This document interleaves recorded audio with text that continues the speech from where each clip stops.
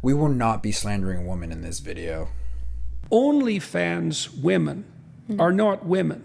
Jordan Peterson is a fantastic mind. I personally love listening to this man speak. He speaks so much with conviction and dives headfirst into the complexities of spirituality.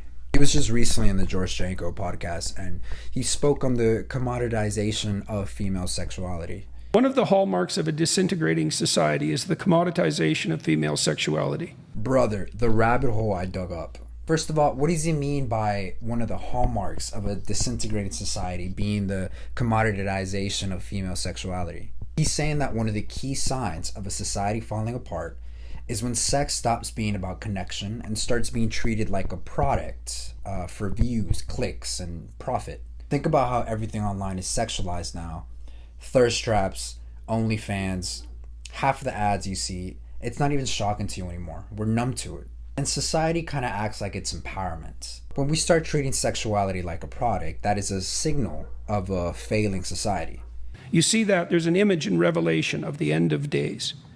And the Revelation image is the scarlet beast of the apocalypse, which is a multi-headed figure that represents the degenerate patriarchal state. It's multi-headed because it doesn't know which way is up. Okay, on the back of the scarlet beast is the whore of Babylon. So what he's talking about here comes from the book of Revelation.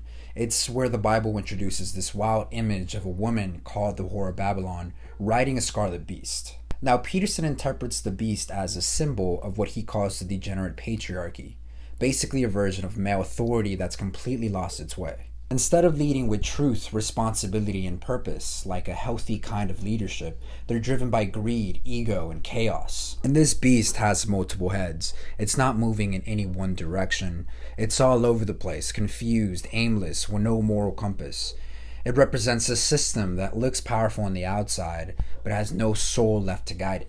The whore of Babylon is this dark symbolic figure seen riding on the back of the beast. She isn't being dragged or forced along, she actually appears to be in charge.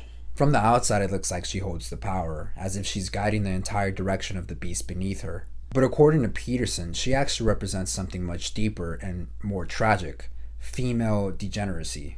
Why? Well, because when men disintegrate, so do women.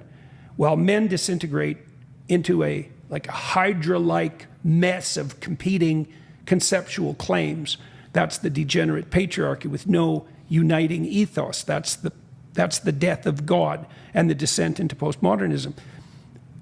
Feminine degeneracy makes itself manifest as the commoditization of sexuality. The beast is a symbol for male degeneracy. When men disintegrate, they lose themselves internally. They lose their structure, sense of direction. He says they become fragmented like a hydra, a creature with tons of heads going in different directions. That's what happens when men have no clear truth guiding them. Just a bunch of clashing ideas, opinions, and egos pulling in every direction. The whore is a symbol of the female degeneracy. Like stated earlier, this makes itself manifest as the commoditization of sexuality. The whore of Babylon figure, right? So she's a very attractive, naked woman with a gold chalice full of despicable offerings. In the Revelation story, the beast kills the whore. The whore of Babylon rides on top of the beast, and that image symbolizes a kind of false superiority.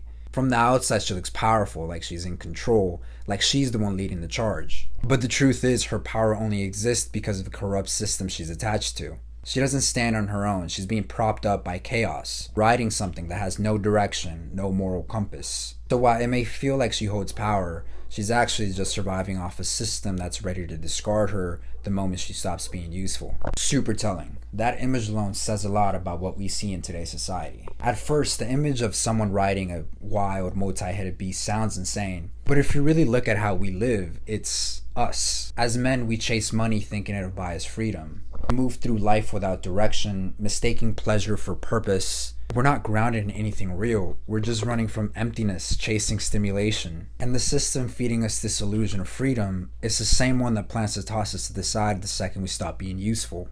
We never stop to ask, freedom for what? To become who? Without truth, freedom becomes chaos. And the more options we get, the more lost we feel. And somehow we still call that success. I'm not telling you to kill that hunger, the fire to break free, to make money, to build something that's yours.